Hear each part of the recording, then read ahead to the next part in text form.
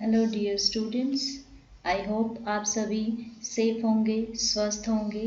Corona के कारण से आपकी पढ़ाई बाधित ना हो, इसके लिए हमने आपके लिए पॉलिटिकल साइंस की ये लेक्चर सीरीज़ शुरू की है। इसमें हम बीए सेकेंड ईयर और BA third year political science के लेक्चर्स को कवर करेंगे। आई होप कि आप सभी के लिए ये लेक्चर सीरीज़ काफ़ी हेल्पफुल रहेगी। तो चलिए शुरुआत करते हैं आज के लेक्चर की, जो कि है कि पॉलिटिकल साइंस। जैसा कि इसके टाइटल में लिखा है साइंस, क्या ये सच में कोई साइंस है या नहीं। दोस्तों, इस लेक्चर में हम देखेंगे कि पॉलिटिकल साइंस को साइंस कहा जाता है तो उसके पीछे क्या तर्क होते हैं, अगर इसके साइंस होने पर इनकार किया जाता है तो उसके पीछे क्या कारण गिनाए जाते हैं, और फाइनली हम देखेंगे कि हमारा इसके बारे में क्या पॉइंट ऑफ व्यू है। तो चलिए शुरुआत करते हैं आज के लेक्चर की। जैसा कि आप सभी जानते हैं कि जो पॉलिटिकल साइंस है उसमें बेसिकली दो शब्द हैं, पॉलिटिकल और साइंस। तो अगर इन दो शब्दों को अलग अलग करके समझ लिया जाए तो हमारे लिए काफ़ी इजी हो जाएगा ये जानना कि पॉलिटिकल साइंस नाम क्यों रखा गया, या इसे पॉलिटिकल साइंस बुलाया जाना भी चाहिए या नहीं। जैसा कि आप स्लाइड में देख पा रहे हैं कि पॉलिटिक्स जो शब्द है वो ग्रीक भाषा के शब्द पोलिस से निकला है, जिसका अर्थ है सिटी स्टेट या सोवरेन स्टेट। वहीं जो साइंस शब्द है वो भी लैटिन वर्ड से सेयर से निकला है, जिसका अर्थ है टू नो और टू स्टडी, यानी किसी वस्तु के बारे में जानना। तो पॉलिटिकल साइंस बेसिकली स्टेट और गवर्नमेंट की स्टडी है। इसका जो अध्ययन यानी साइंटिफिक वे से अध्ययन किया जाता है, तो यहाँ जो साइंस है, science special kind of subject matter ना हो करके, अध्ययन वस्तु ना हो करके एक विशेष पद्धति है। यानी कोई भी अध्ययन वस्तु जो है वो वैज्ञानिक हो सकती है।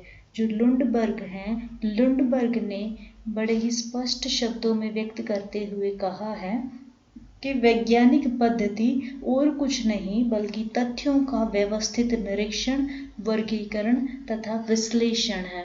तो इस प्रकार से आइए देखते हैं कि पॉलिटिक्स क्या है। पॉलिटिक्स को अगर मैं सबसे आसान शब्दों में आपको समझाना चाहूँ तो इसके लिए मैं आपसे बस एक छोटा सा प्रश्न पूछूंगी कि क्या आपकी ज़िंदगी में जो भी डिसीजंस होते हैं आप उनसे हमेशा खुश होते हैं? Are we always going to be happy with the decisions that are made? If not, how will we react? ये जो रिएक्शन होता है दैट इज पॉलिटिक्स। तो ये जो पॉलिटिक्स है, अब बात आती है कि जो साइंटिस्ट हैं वो क्या करते हैं। जैसा कि हमने लुंडबर्ग की परिभाषा में देखा कि ये तथ्यों का व्यवस्थित निरीक्षण, वर्गीकरण और विश्लेषण करते हैं। जो पॉलिटिकल साइंटिस्ट हैं वो भी लगभग ऐसा ही कुछ करते हैं।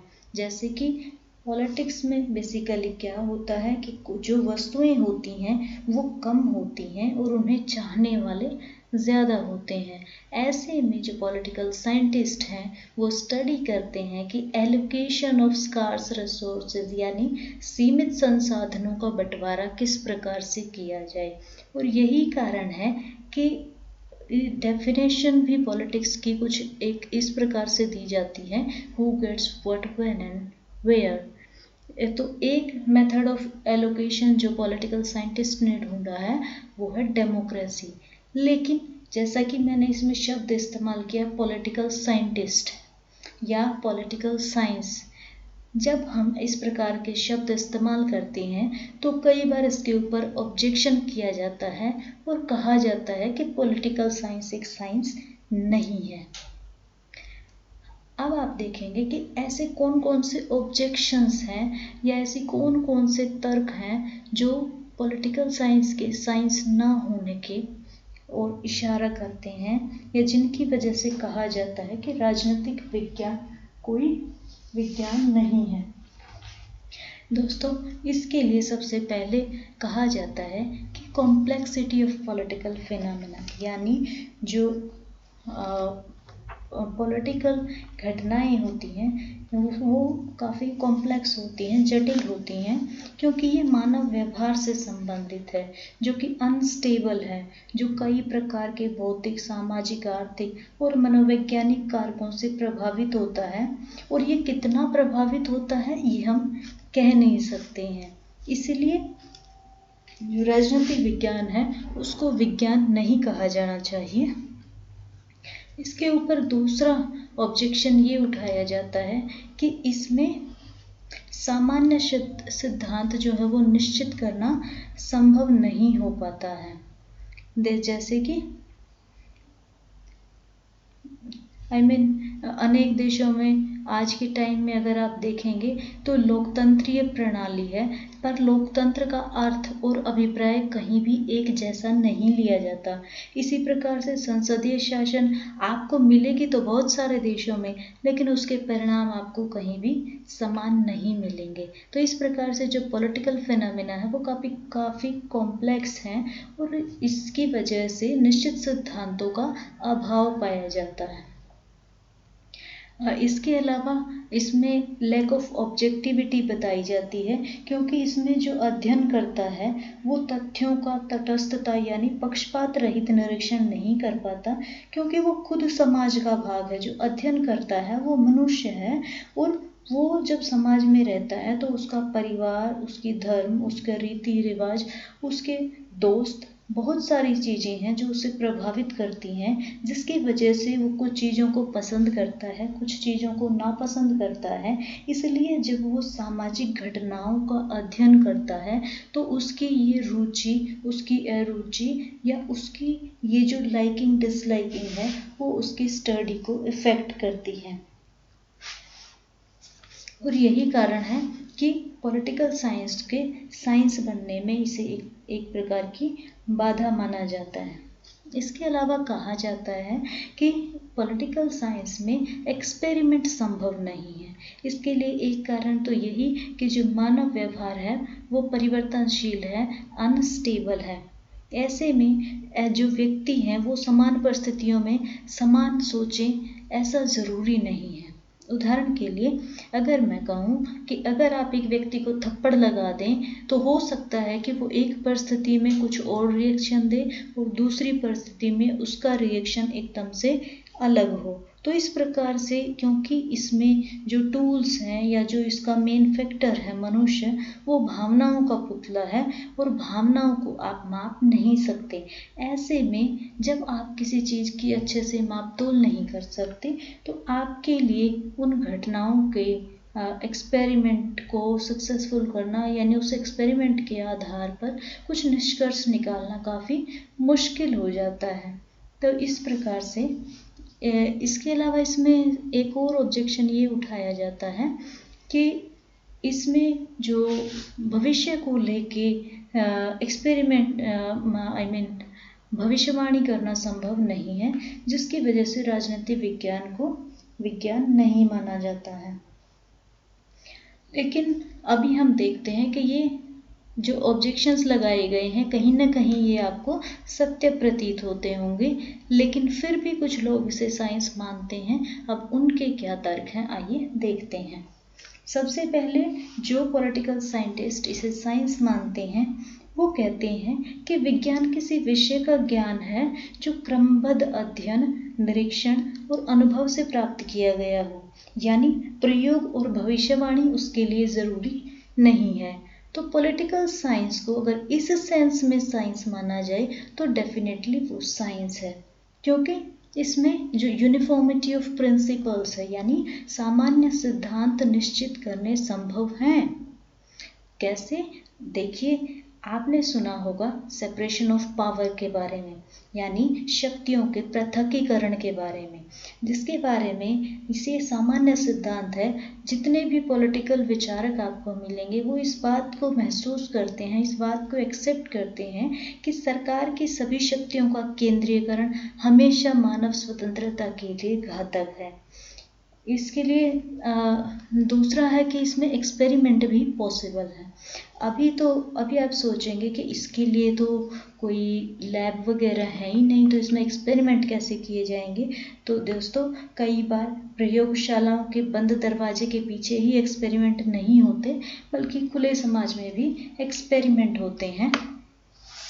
अभी आप खुद ही देखिए कि अब बहुत सारे वैज्ञानिक, चाहे वो न्यूटन रहे हों, गैलीलियो रहे हों, मार्कोनी रहे हों, आर्किमिडीज रहे हों, इन्होंने जो अपने नियम दिए, क्या वो इन्होंने किसी बंद प्रयोगशाला में दिए थे या समाज में बाहर निकल कर दिए थे।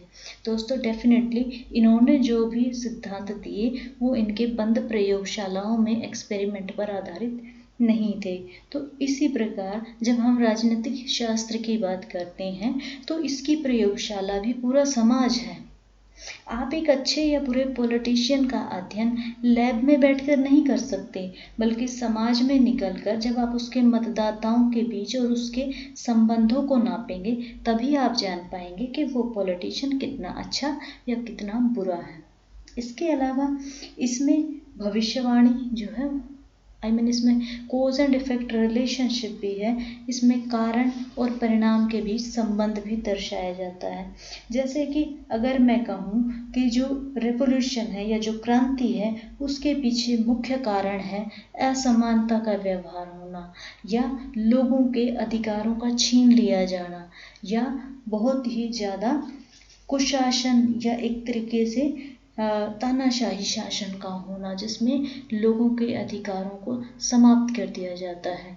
तो आप किसी भी क्रांति को उठाकर देख लें, सभी क्रांतियों का कारण लगभग आपको यही मिलेगा। तो इस प्रकार से आपने देखा कि किन कारणों का परिणाम क्रांति होता है। तो इसी प्रकार के और भी कई सिद्धांत हैं जिसमें आप देखेंगे कि पॉलिटिकल साइंस में या राजनीतिक शास्त्र में कोज और इफेक्ट का रिलेशनशिप एस्टेब्लिश करने में सफलता पाई है।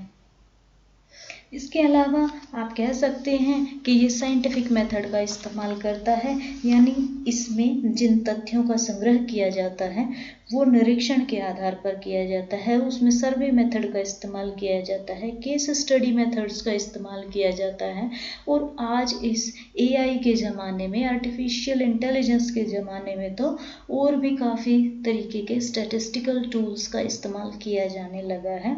इसमें तथ्यों का संग्रहण कल्पना के आधार पर नहीं है, बल्कि साइंटिफिक मेथड्स का इस्तेमाल है। इसलिए हम कह सकते हैं कि पॉलिटिकल साइंस एक साइंस है। इसके अलावा कहा जाता है कि इसमें पॉसिबिलिटी ऑफ प्रेडिक्शंस है, यानी कि इसमें भविष्यवाणी संभव है। अब आप कहेंगे कि भविष्यवाणी संभव है। जी हाँ, भविष्यवाणी संभव है। हालांकि इसमें उस स्तर की भविष्यवाणी नहीं है जैसे नेचुरल साइंसेज में है, लेकिन नेचुरल साइंसेज में जैसे अगर मैं कहूँ कि आपको एक पेपर का टुकड़ा दे दिया जाए और आपको उसमें आग लगानी है, तो निश्चित रूप पर वो जलेगा। और ये एक्सपेरिमेंट आप जिस भी किसी देश में खड़े होकर, जिस भी परिस्थिति में खड़े होकर जहाँ भी दोहराएंगे, वो वही रिजल्ट देगा, यानी कागज जलकर राख हो जाएगा जब तक कि बारिश नहीं होगी या कागज गीला नहीं होगा।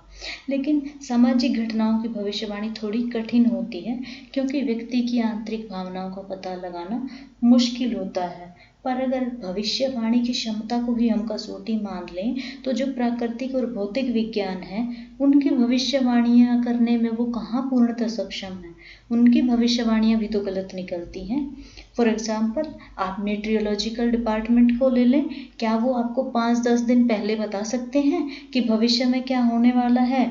या आप कितने भी स्किल्ड डॉक्टर्स के पास जाएं, क्या वो डॉक्टर कभी आपको बता सकता है कि नेक्स्ट मंथ में आपको किस प्रकार की बीमारी होने वाली है? या इवन आज जो कोरोना की प्रॉब्लम चल रही है, क्या वो उसका कोई स्पेसिफिक निदान देने की हामी भरते हैं? दोस्तों, एक वनस्पति शास्त्री जो है वो भी नहीं बता सकता कि कौन सा बीज पहले अंकुरित होगा और कौन सा बीज बाद में अंकुरित होगा। एक जो भूगर्भ शास्त्री है वो अंदाज़ा नहीं लगा सकता कि आने वाले ठंड के दिनों में कौन सी रेल की पटरी टूटेगी और क्यों टूटेगी। अगर नेचुरल साइंसेज में इस प्रकार की भविष्यवाणी की सीमाएं हैं, तो पॉलिटिकल साइंस में क्यों नहीं? फिर इसके साइंस होने पर शक क्यों किया जाए? तो दोस्तों इस प्रकार से हमने देखा कि पॉलिटिकल साइंस के साइंस होने के फेवर में भी काफ़ी तर्क दिए जाते हैं और इस पर कुछ ऑब्जेक्शंस भी उठाए जाते हैं। तो फाइनली हम कहेंगे कि अगर मैं निष्कर्ष के तौर पर बात करूं तो राजनीति विज्ञान के या राजनीतिक शास्त्र के बारे में हम इतना ही कहेंगे कि ये प्राकृतिक विज्ञानों जैसी स्पष्टता और निश्चितता तो इसमें संभव नहीं है, क्योंकि मनुष्य का स्वभाव जो है वो परिवर्तनशील है। बट ये मानने योग्य बात है कि ये डेफिनेटली एक साइंस है, लेकिन नेचुरल साइंस ना होकर इसे सोशल साइंस कहा जाना चाहिए। हालांकि 100% सर्टेनिटी के साथ इसमें कोई भविष्यवाणी नहीं की जा सकती और ना ही ऐसा नेचुरल साइंसेज में किया जा सकता है। तो केवल भविष्यवाणी न किए जाने की वजह से इसके साइंस होने को नहीं नकारा जाना चाहिए। एक और बात कहना चाहूँगी कि जब आपका पेपर आता है, पेपर में कई बार आपसे पूछा जाता है कि political science is a science और आर्ट, यानी कई बार इसके साइंस होने या ना होने की बजाय आपसे पूछ लिया जाता है कि क्या राजनीति वैज्ञानिक विज्ञान है या कला। जहाँ तक कला की बात है तो दोस्तों साइंस के बारे में आप सब कुछ समझ चुके हैं। जब कला की बात आएगी तो कला को आप जब देखेंगे तो आप देखिए कला और साइंस हर चीज़ में होती है, क्योंकि साइंस को अगर एक मेथडोलॉजी माना जाए, किसी काम को व्यवस्थित ढंग से करने का तरीका माना जाए, तो हाँ वो पॉलिटिकल साइंस में है। और आर्ट का मतलब होता है कि आप कितना फैसिनेटिंगली, कितना अच्छे तरीके से उस काम को कर पाते हैं, उस मेथड को लगा पाते हैं। तो वर्ल्ड में कोई भी चीज़ है, आप किसी भी चीज़ की बात करो, वो दोनों ही होती है, वो साइंस भी होती है, वो आर्ट्स भी होती है, और पॉलिटिकल साइंस पर भी ये दोनों चीज़ें लागू होती हैं। ठीक है दोस्तों, ये था हमारा आज का lecture. Thank you very much.